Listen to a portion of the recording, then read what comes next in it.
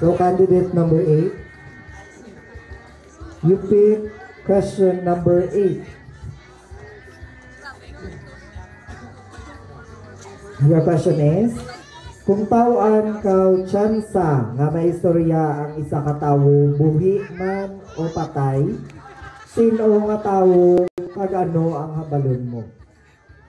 So liwat, kung tawaan kaw tsansa nga may istorya ang isa ka tawo, buhi man o patay, sino nga tawo kag ano habalon mo?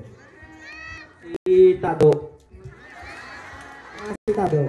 Si Tado, kita ako niya, vlog. Kaya gusto pa